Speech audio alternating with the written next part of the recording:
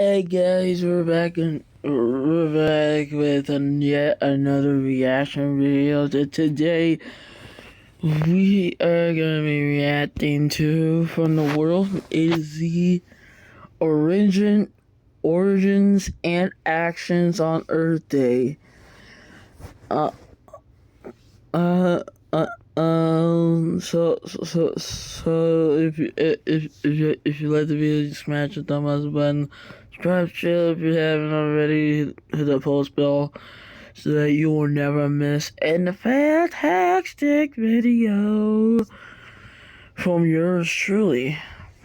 Alright, let's get into it. In 3, 2, 1, and bop. An exhibit in South Korea features 170 sculptures and paintings from an artist who loves working with wood and a chainsaw. It's the first time this particular museum has featured a solo exhibition from a female artist. And what's more remarkable than that is her story. Kim Yoon-shin is 91 years old. She was born in what's now North Korea in 1935. She's seen the loss of a loved one, the loss of her home, the loss of the trees she played near as a kid.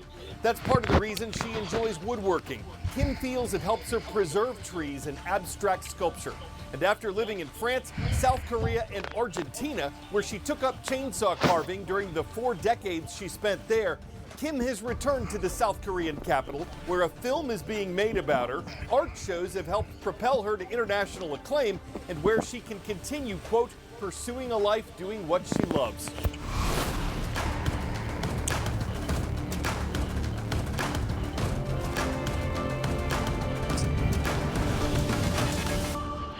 Welcome to the world from A to Z. I'm Carl Azuz. It's so good to have you watching. Thousands of U.S. businesses may now be able to get some of the money back that they paid in extra tariffs over the past year. What's that about? Shortly after his second term in office began, President Donald Trump announced new tariffs, additional taxes on imports from many other countries. It was done to increase revenue for the federal government and to encourage American businesses to make more products in the U.S. Critics said it would lead to higher costs for businesses that imported goods, costs they'd pass on to shoppers in the form of higher prices. In February, the Supreme Court ruled that most of these tariffs were illegal because they didn't have approval from Congress. So now the federal government has started refunding an estimated $166 billion it collected in tariffs to businesses that paid higher import fees. Getting that money back could put the companies in a good spot financially. But will it mean anything for consumers who might have paid higher prices as a result of the tariffs? Lawsuits have been filed to try to force certain businesses to pass their refunds on to customers. FedEx and Costco are 2 of those facing legal challenges, and they've said they'll give either refunds or offer lower prices to their customers. But there's a lot of uncertainty about all of this. How many businesses will act to recoup fees from the federal government? When exactly will the refunds be distributed, and what will the companies that get the refunds do with them? All of these questions are up in the air. Word and out. The first Earth Day, which spotlighted environmental issues, was observed in what year? 1950, 1960, 1970, 1980.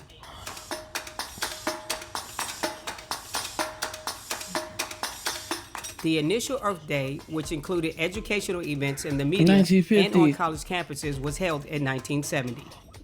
Dang. Thought I got it right. On this date in world history.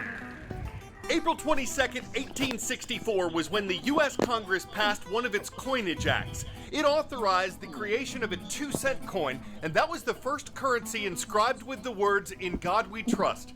That phrase was expanded to other coins and bills in the years that followed. On this date in 2016, representatives from 195 countries met in New York to sign the Paris Agreement, or the Paris Climate Accord.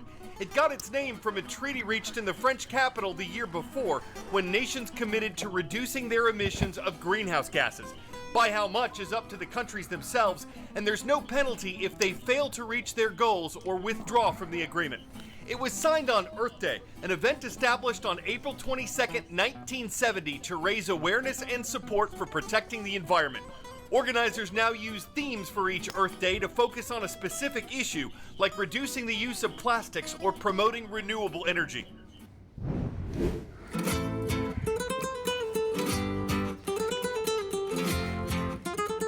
Where in the world? This is a South American nation whose capital city was founded by a Spanish conquistador in 1541. It achieved its independence from Spain in 1810. It's now a presidential republic that's also the longest nation when measured from north to south.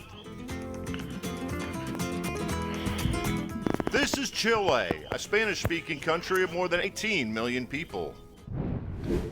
This is the infamous Atacama clothes dump in Chile, South America. Unsold or secondhand clothes, mostly from the United States, China, and South Korea, often end up here.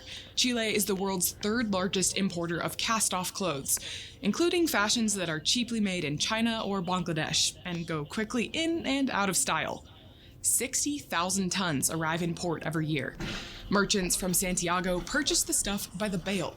Some is resold in other South American countries, but an estimated 40,000 tons ends up in dumps.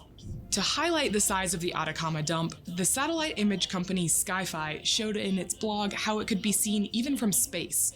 Besides being wasteful, a lot of the clothing is made with synthetic fabrics that give off pollutants. Activists and agencies are trying to do something about this mess, and some are getting creative.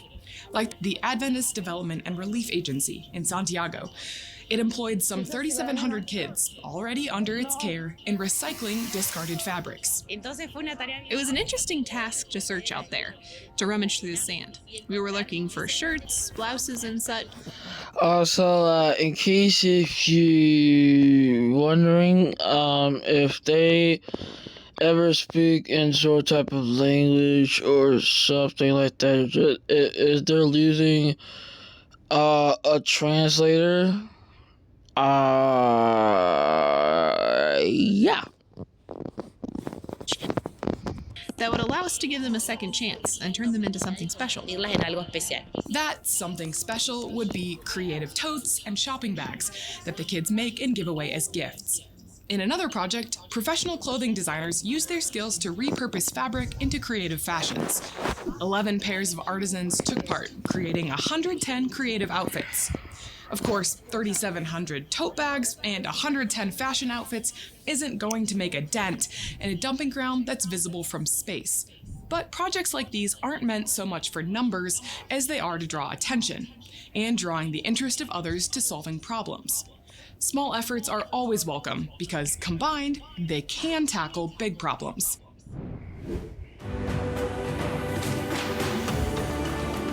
Last night in our shout-out request file, we saw a flash of lightning. That's the mascot of Franklin High School. Coach Grady's class is lighting things up in Portland, Oregon. Next to Knightstown. That's the place in Indiana where Mr. Dickens' class is online. Hello to everyone in the Hoosier State at Hoosier Youth Challenge Academy. And we've got some Tigers on the prowl from Mobile, Alabama. That's the home of Causey Middle School and Miss Pope's class. Watch a passenger-packed hot air balloon make a surprise landing in a California backyard. Look at that!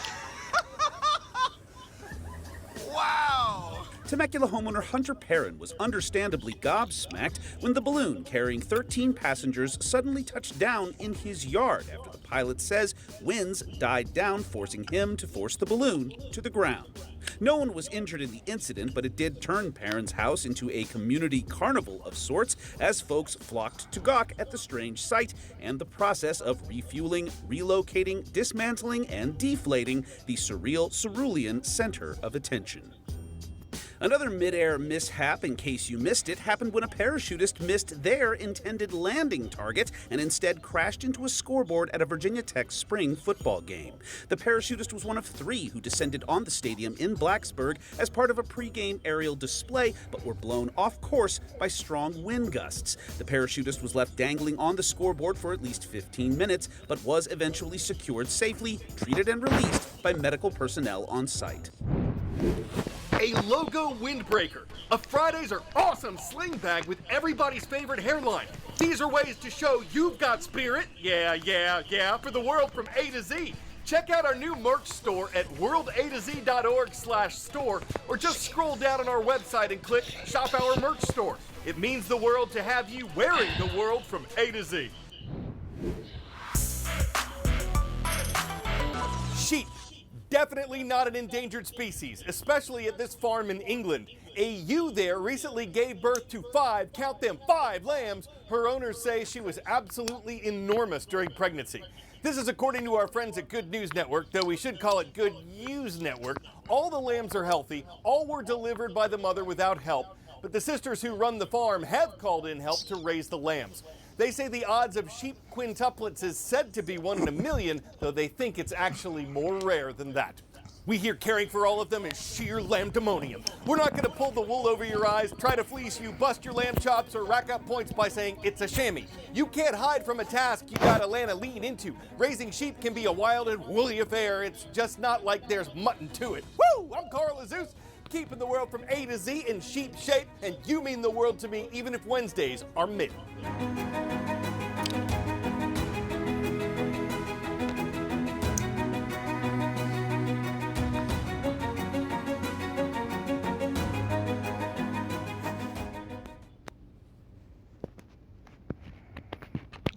And if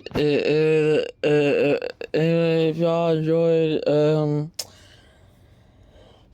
like the video, hit the subscribe button and notification bell in case you, and also, in the last video, I would just like to severely apologize for the pause, like right at the end when I said so yeah, because for some reason the storage space wasn't like not like spaced out. So just to give y'all a little bit of a but yeah, that's about it. See ya.